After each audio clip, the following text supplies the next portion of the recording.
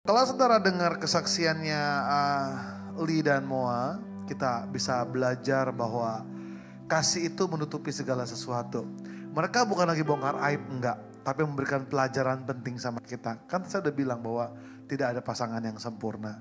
Kita nggak bisa nuntut dia untuk berubah, tapi kita bisa tuntut kita berubah. Lihat, waktu Lee melakukan sebuah, ya udahlah belajar untuk menerima. Sekarang istrinya rajinnya luar biasa ya.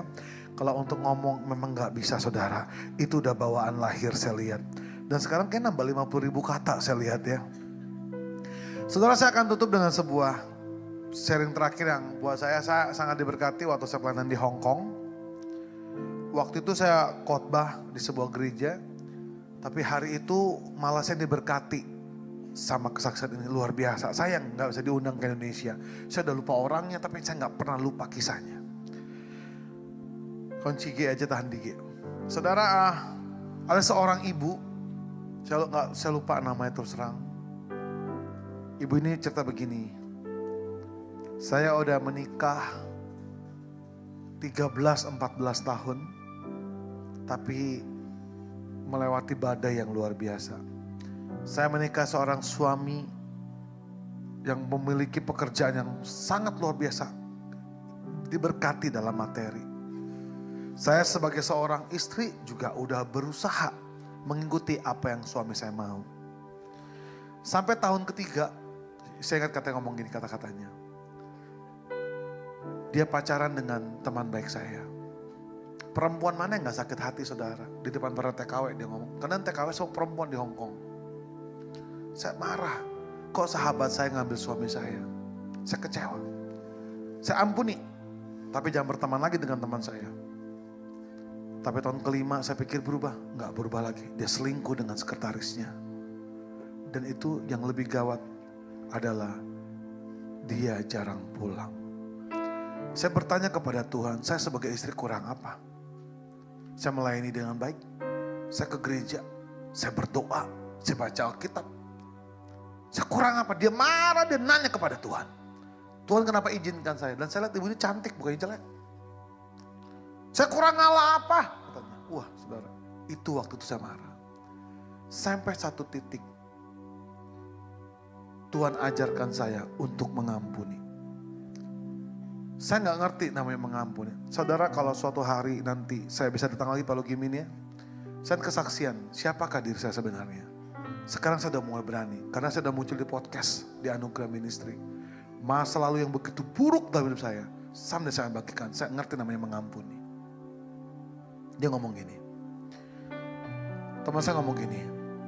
Kalau kamu ingin rumah tanggamu dipulihkan. Bertahan dalam proses. Jangan skip proses. Jangan salahkan Tuhan. Tapi belajar untuk menerima semua keadaan ini. Untuk apa? Membuktikan kasih yang sempurna. Saudara tahu apa yang dia lakukan? Ini buat saya sih gila sih. Saya belajar saudara. Setiap suami saya pulang. Dengan marah masih. Pak, saya nggak tanya lagi dari mana. Makanan udah disediakan di meja makan. Papa makan. Awalnya saya gak mau temenin, dia makan aja bodo amat. Tapi tindakan kedua setiap dia pulang, saya temenin dia makan. Walaupun kami diam-diaman. Pulang lagi, Pak. Ini yang saya bikin nangis saudara. Saya belajar ngomong gini waktu dia pergi. Dia peluk, Papa boleh ya peluk bentar. Dicium, Papa hati-hati ya. Jaga kesehatan. Melepaskan kepada perselingkuhannya. Apakah langsung pulih? Enggak. Tahun ke-13. Inilah baru Tuhan kerja. Butuh waktu 7 tahun. Melakukan tindakan yang konsisten. Gila. Barulah suaminya kesaksian. Saya hati saya saudara. Dia ngomong gini. Bapak Ibu. Waktu itu saya pergi sama selingkuhan saya. Di sebuah hotel bintang 5. Dalam keadaan telanjang bulat. Saya bangun jam 2 pagi, saya buka tirai saya. Waktu saya buka tirai hotel, betapa kagetnya. Saya menemukan itu neraka. Dan saya ada di sana. Yang bikin hati saya hancur. Saya gak terbakar. Kenapa? Ada seorang wanita yang memeluk, menangis, memohon ampun kepada Tuhan untuk mengampuni saya, kata suaminya. Itu istri saya. Bertahun-tahun saya menyakiti hatinya. Bertahun-tahun saya berpura-pura bodoh, gak tahu apa yang dirasakannya. Sampai di titik itulah saya baru tahu ada seorang wanita yang mencintai saya tulus, menerima saya tanpa syarat. Hari itu dalam kelanjang panjang dia pakai pakaiannya, dia pulang, dia cari istrinya. Dia tinggalkan selingkuhnya tanpa kompromi lagi walaupun dia menangis berjerit-jerit.